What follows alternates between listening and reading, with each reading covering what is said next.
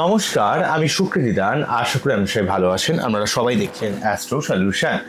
আজকে আমি আলোচনা করবো যে সমস্ত মকর রাশি বা লগ্নের সার্বিকভাবে আগস্টের রাশিফল নিয়ে পুঙ্খানুপুঙ্খভাবে আলোচনা করবো। আশা করবো আপনাদের ভালো লাগবে।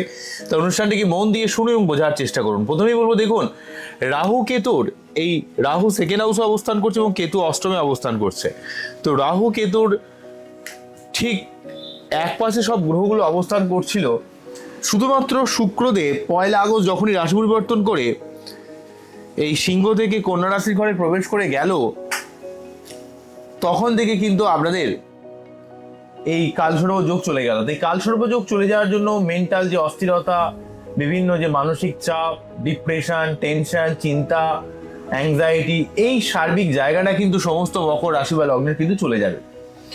তো দ্বিতীয় অষ্টমে রাহু কেতু অ্যাকচুয়ালি আপনাদের মাঝে মাঝে খুব বাক্যকে খুব স্ট্রং করে দেয়, খুব বেশি কড়া কথা বলে দেওয়া, স্টেট কাট কথা বলে দেওয়ার একটা ব্যাপার সেকেন্ড হাউসে রাহু কিন্তু ক্রিয়েট করে। এবং অষ্টমভাবে কেতু কিন্তু মাঝে মাঝে শরীর টুরির খারাপ করে দেয়। ঠিক আছে, তো দ্বিতীয় অষ্টমে রাহু কেতু কিন্তু অর্থকেন্দ্রিক জায়গায় শারীরিক দিক থেকে নিজের কথার মাধ্যমে, নিজের বাক্যের মাধ্যমে অনেক সময় মানুষের সঙ্গে একটা মতবিরোধ তৈরি করে দেওয়ার একটা ব্যাপার তৈরি করে।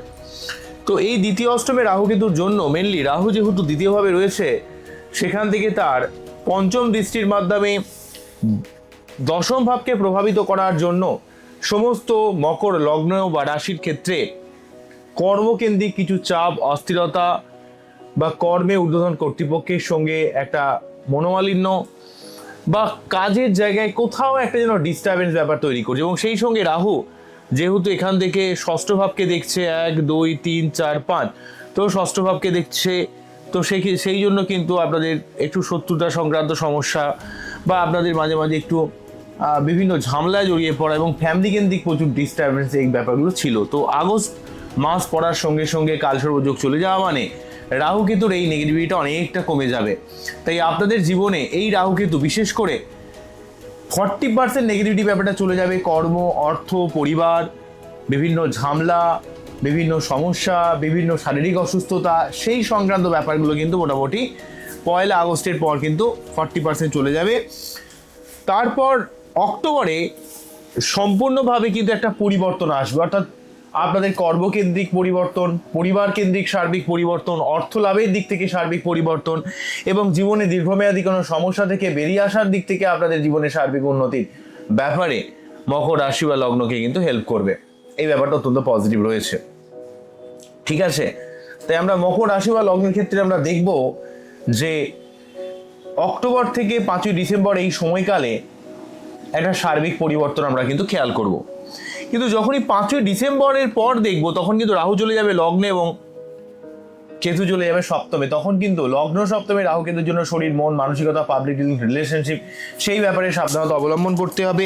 এবং সেই জায়গাটা কিন্তু আপনাদের ক্ষেত্রে আমি পরবর্তীকালে ভিডিও নিয়ে আসবো। তবে আগস্ট মাসের সার্বিক রাশিফল আপনাদের জীবনে অনেক দিক থেকে অনেক পরিবর্তনের ব্যাপার, রাহু কেতুর নেগেটিভ প্রভাবটা অনেকটা কিন্তু কমে যাবে, এই ব্যাপারটা কিন্তু আমি দেখতে পাচ্ছি।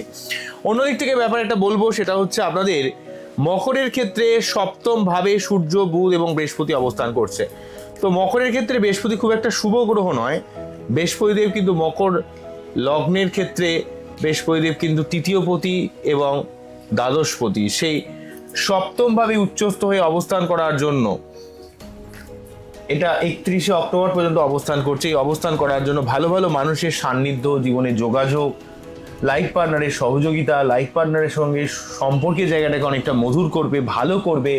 এবং সেই সঙ্গে বুধ বৃহস্পতির এই যোগ 5ই আগস্ট থেকে বুধ অবস্থান করবে এখান থেকে, তাহলে বুধ বৃহস্পতি যোগ নবমপতির সঙ্গে আপনাদের যেহেতু ষষ্ঠপতি বুধ এখানে বৃহস্পতির সঙ্গে যুক্ত হবে, তো এই যোগটা জ্ঞানের দিক থেকে, কানেকশন, কমিউনিকেশনের দিক থেকে, যোগাযোগের দিক থেকে অনেকটা পজিটিভ। এবং সূর্যদেবকে 17ই আগস্ট পর্যন্ত আমরা লগ্নের এক্সপেক্টে সপ্তম ভাবে পাচ্ছি। তো সেক্ষেত্রে কিন্তু ভালো ভালো মানুষের একটা প্রভাব, মানুষের কাছে গ্রহণযোগ্যতার লেভেলটা অনেকটা বাড়িয়ে দেবে। পিতার দিক থেকে কিছু হেল্প আপনারা জীবনে অবশ্যই পাবেন, এই ব্যাপারটা কিন্তু দেখতে পাচ্ছি। এই ব্যাপারটা অত্যন্ত পজিটিভ। বিশেষ করে বৃহস্পতির মতো এমন একটা শুভ গ্রহ সপ্তমভাবে অবস্থান মানে আপনাদের জীবনে অনেক অনেক দিক থেকে অনেক কিছু পজিটিভ ব্যাপার, পজিটিভ কিছু পরিবর্তন, এগুলো কিন্তু ডেফিনেটলিভাবে তৈরি করে দিচ্ছে। ঠিক আছে, অন্যদিক থেকে আপনাদের ক্ষেত্রে লগ্ন বা রাশির এক্সপেক্টে শনি এখানে বক্রি হয়ে রেট্রোগেট হয়ে অবস্থান করছে। রেট্রোগ্রেড হয়ে অবস্থান করছে, ঠিক আছে। তো এখানে বক্রী শনি যেহেতু রেট্রোগ্রেড হয়ে অবস্থান করছে,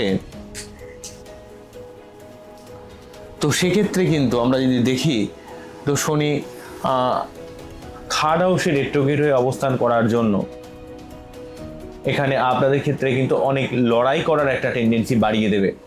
আপনাদের মধ্যে অনেক দিক থেকে যে কাজে দীর্ঘদিন আটকে ছিলেন, থমকে ছিলেন, যে কাজ কোথাও যেন টেনে বার করে আনতে পারছিলেন না, সেই কাজের জায়গায় আপনার একটা সার্বিকভাবে একটা টেনে হিঁচড়ে বার করে নিয়ে আসবে।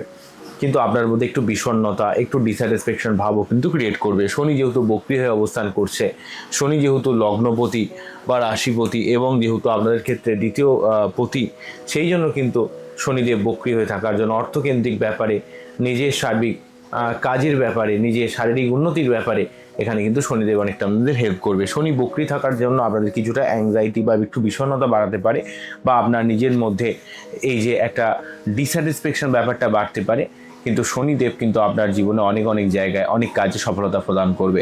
কারণ থার্ড হাউসে শনি কিন্তু এখান থেকে 2, 3 পঞ্চম ভাবকে প্রভাবিত করার জন্য পড়াশোনা, সন্তান, ক্রিয়েটিভিটি, ব্যবসার দিক থেকে, সার্বিক উন্নতির দিক থেকে যেমন হেল্প করবে, শনিদেব এখান থেকে নবম ভাবকে প্রভাবিত করার জন্য ভাগ্যের উন্নতির দিক থেকেও কিন্তু অনেকটা হেল্প করে দেবে।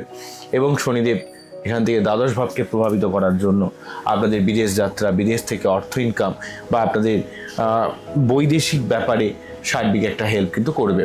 অন্যদিক থেকে আমরা থার্ড হাউসে মঙ্গলকে পাচ্ছি। মঙ্গল কিন্তু ষষ্ঠভাবে থাকার জন্য যে কোনো প্রতিযোগিতায় জয়লাভ করা, শত্রুতা সংক্রান্ত সমস্যা থেকে বার করে নিয়ে আসা এবং আপনাদের শারীরিক অনেক কমপ্লিকেশন থেকে আপনার জীবনে একটা দীর্ঘমেয়াদী একটা সমাধান করার চেষ্টা করবে।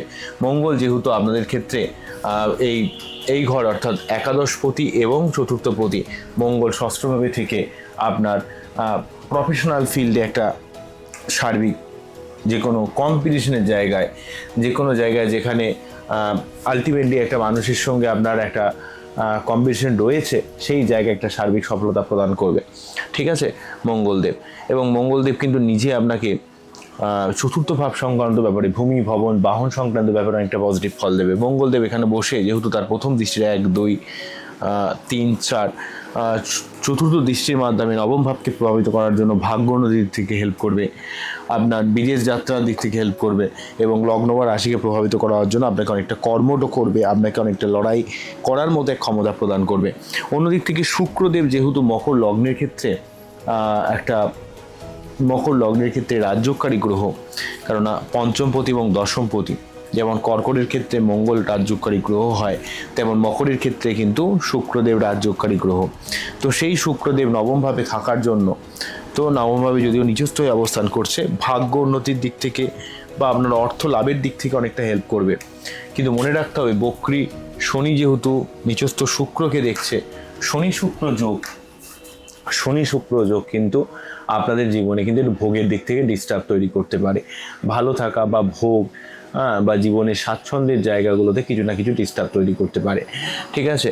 শুক্রদেব যেহেতু আপনাদের ক্ষেত্রে চতুর্থপতি বলি, পঞ্চমপতি এবং দশমপতি, তাই কর্মের জায়গায় কিছু ক্ষেত্রে একটু মাঝে ভুল বোঝাবুঝি, মাঝে টাকা পয়সা পেতে একটু লেট হওয়া, বা আপনার বুদ্ধি ইমপ্লিমেন্টেশন করতে কিছু সমস্যা ক্রিয়েট করা, বা যাদের বাচ্চাদের শুক্র ডিস্টার্ব রয়েছে, শুক্র ডিস্টার্ব থাকার কারণে কিন্তু একটু লোয়ার অর্গান সংক্রান্ত কিছু সমস্যা, সর্দি কাশি সংক্রান্ত সমস্যা, টাকা পয়সার একটু চাপ, এগুলো কিন্তু শুক্র নিচস্থ এবং সেই শুক্রের উপর শনির দৃষ্টির জন্য ক্রিয়েট করবে।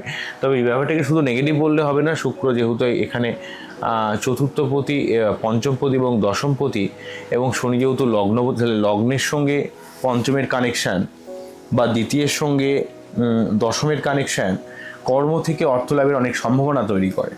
কিন্তু ভোগের দিক থেকে, ভালো থাকার দিক থেকে কিছু না কিছু ডিস্টারবেন্স ডেফিনেটলিভাবে ক্রিয়েট করতে পারে। তো এর জন্য কিন্তু আপনাদের প্রতি শুক্রবার নিরামিষ খেতে হবে, শুক্রের মন্ত্রপাঠ করতে হবে। শুক্রবার নিরামিষ খেতে না পারলেও অসুবিধা নেই, শুক্রের মন্ত্রপাঠ করুন, সাদা ড্রেস পরুন, ঠিক আছে, বাড়ির মহিলা সদস্যদের সম্মান দিন, তারা কি বলছে সেই ব্যাপারটা বুঝুন, এই ব্যাপারটা একটু দেখতে হবে। তাই এই মাসে, আগস্ট মাসে সব থেকে ভালো যে পরিবর্তন সেটা হচ্ছে কালসর্পযোগের খণ্ডন, শনি বক্রী থাকার অবস্থান, মঙ্গলের ষষ্ঠভাবে অবস্থান, বৃহস্পতির সপ্তমে অবস্থান এবং শুক্রের নবমে অবস্থান। ব্যাপারটা খুবই ভালো, ঠিক আছে। তার হাজার হোক এই জায়গাটা তো অত্যন্ত শুভ জায়গা, কিন্তু নেগেটিভ কোন জায়গাটা থাকছে সেটা হচ্ছে শুক্র নিজে নিচস্থ। একদিক থেকে শুক্র কিন্তু নবমভাবে থাকার জন্য ভালো, ঠিক আছে, ভাগ্যের জায়গাটা একটু উন্নতি করানোর চেষ্টা করবে। কিন্তু যেহেতু শুক্রদেব নিজে নিচস্থ হয়ে যাচ্ছে এবং শনির বক্রী শনির দ্বারা দৃষ্টিপ্রাপ্ত হচ্ছে, সেই জায়গাটা কিছুটা ডিস্টার্ব হচ্ছে, ঠিক আছে। এই জায়গাটা একটু আমাদের একটু খেয়াল রাখতে হবে। এবং বক্রী শনির কারণে মকরের ক্ষেত্রে মাঝে মাঝে একটু হতাশা, অ্যাংজাইটি, একটু রেগে যাওয়া, মাথা গরম করে বসা, দুমদাম কথা বলে ফেলা, এই এমন একটা ব্যাপার কিন্তু ক্রিয়েট করতে পারে। এই ব্যাপারটাও কিন্তু আপনাদের একটু দেখতে হবে, এই ব্যাপারে আপনাদের একটু সাবধান থাকতে হবে, ঠিক আছে। তবে যতদিন শনি বক্রী থাকছে ততদিন প্রতি শনিবার নিরামিষ খান, শনি মন্দিরে পুজো দিন, একটু যে কোনো জায়গা থেকে একটু ঠান্ডা মাথায় সার্বিকভাবে কাজ করার চেষ্টা করুন, তাহলে দেখবেন অবশ্যই অনেক পজিটিভ ফল পাবেন। তবে সবথেকে পজিটিভ যেটা হচ্ছে বৃহস্পতিকে আপনারা সপ্তমভাবে পাচ্ছেন। তো যে উচ্চস্থ হয়ে বৃহস্পতি অবস্থান করছে এবং সেই যেহেতু আপনাদের ক্ষেত্রে দ্বাদশপতি এবং তৃতীয়পতি, সার্বিক কানেকশন, কমিউনিকেশনের জায়গায় এবং আপনার সঠিক জায়গা অর্থ বিনিয়োগ বা অর্থ ইনভেস্টমেন্ট, যেই জায়গায় অর্থ খরচ করবেন সেটা আপনার অত্যন্ত প্রয়োজন, সেই জায়গায় আপনি অর্থ খরচ করতে পারবেন, ঠিক আছে।